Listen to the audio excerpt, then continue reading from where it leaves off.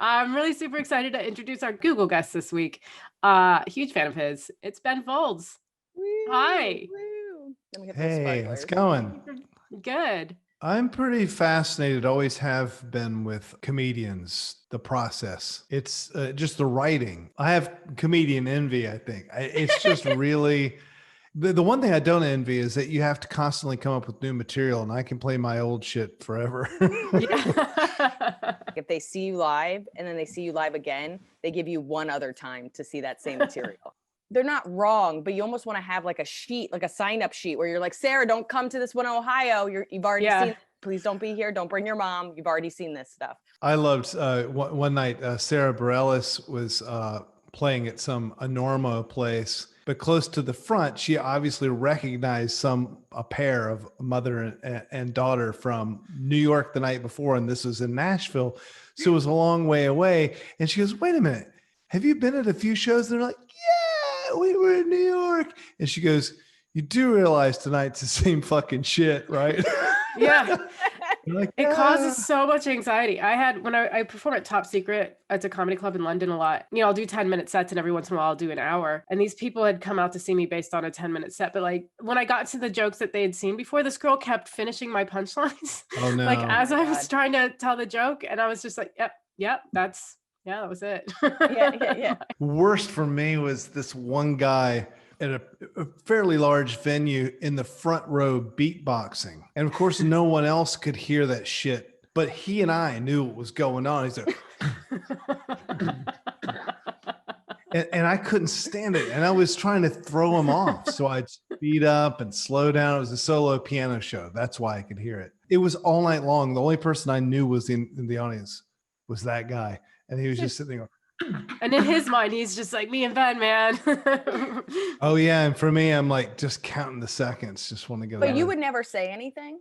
You would No. never say like, that's like where we kind of, and I mean, Maria probably handles it with Don't more listen to class. Liz. She's made audience members cry. I've made a lot of people cry, but like I've the had opposite to, of comedy. If we ever do end up on the same bill together, if I need you for a heckler, I do like the idea that we're the two tiniest bouncers you've ever Yeah. had. Like these two girls that Yeah. are barely 5 foot, just are like, Yeah. hi, stop it. That person's beating me up. Help me out. We're like, where is he? What'd you Google? R95 mask versus N95 mask, because masks I ordered showed up and they had an R instead of an N. Okay, So, what did like- it say? So it's not Yeah. like, it's like a STD thing or anything. So that's not as fun. You're like, you guys are doctors, right? I could totally use your help. Yeah.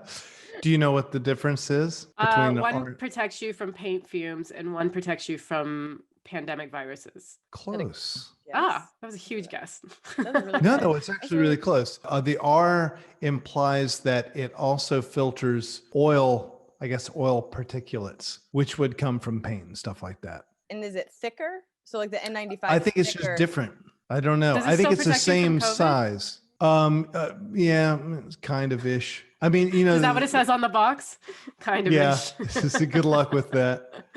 There was such a move to poo-poo the N95 mask because they don't do that much good if you don't know how to put them on, or they're unsealed. If they have the little respirator thing, the little nozzle thing on it, then that's good for you, but not good for everyone else because you breathe out through that without a filter. So it's like Yeah. you're not even wearing a mask. For everyone else, but for you, it's good. I understand that they're more difficult to breathe in, but like, how did logically nobody go, there's a hole in my mask?